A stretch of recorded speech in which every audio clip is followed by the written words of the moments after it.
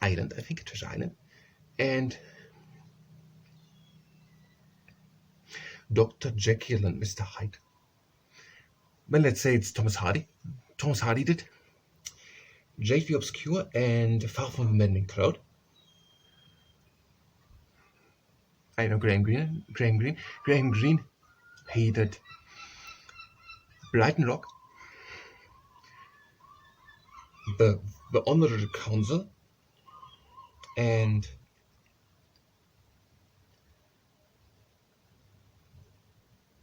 Our Man from Havana, and The Heart of a Matter. Then J.K. Rowling, the Harry Potter series, and when we had Sir Arthur Conan Doyle, he made Sherlock Holmes. Who was Elsbeth?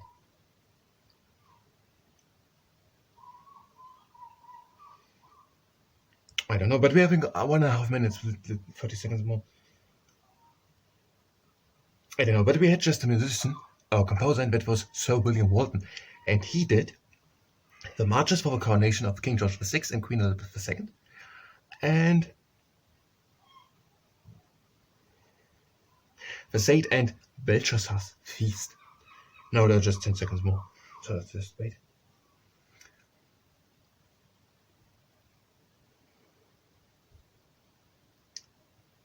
And these are already 2 minutes. I think 4 minutes left. What are we going to do in the time? We made it the last time, when we had so much time, the inventions. But we had something else after that. And wait, not the office, wait, just the sport. What do we still know? Do we get help or do we not get help? Let's get help. So we're asking Sir Roger Bannister. He ran the mile in 1954 in under 4 minutes. Then having Sir Jackie Stewart, he made 3 Formula One World Championships. And having Bobby Moore, he captained the English football team to the 1966 World Cup. When we're having Baron Ian Boffin, he made several records in cricket. When Jane Torval and Christopher Dean, they did make ice dancing in 1984, gold, and then also 4 consecutive World Championships. Just 4 consecutive. Then having Sir Steve Redgate, he did rowing, and did you say what? 5 consecutive. Sir Steve Redgate, 5 consecutive gold. And having Baroness Tannica Thompson, she made world records, 30 of them, that she broke, and she took part in the London Marathon 6 times, and she got 11 gold medals. It was something like 11 gold medals and 5 Paralympics, 16 medals, 60 medals, 11 gold, 5 Paralympics. And then Kelly Holmes, she has 4 gold medals by 2 Olympic Games or something like that. 2 gold medals, and that was in 2004. When was it? 2 gold medals. Dame Kelly Holmes, and then we're having Dame Ellen MacArthur. She saved 2004 around the world. There's a lot happening in 2004. In 2004, she saved around the world, single-handed, the fastest. And Sir Chris Hoy, he was driving bicycle, and he did 5 times, whatever, the World Championships. 6 gold, 1 silver, 11 championships, World Championships. Sir Chris Hoy, 11 World Championships, 6 silver medals, and 6 gold and 1 silver. Then we're having David Ware. He did in a wheelchair. Did he do racing, and he took in 2 games 6 medals. 6 gold and 1 silver, and 11. No, it was Sir Chris Hoy. 6 gold, and London Marathon 6 gold and 6 London Marathon. Then having Sir Bradley Wiggins, Tour de France 2012, and World Championships a couple of times. No, he did not. He won gold in 2004, 8, 12, and 60. In 2012, he did won the Tour de France. Sir Mo Farah, he did 5,000, 10,000 meter running. Gold, 2012, 16. And Dame Jessica Enos Hill. The Hill, the heptathlon. That was 2012 gold, 16 silver.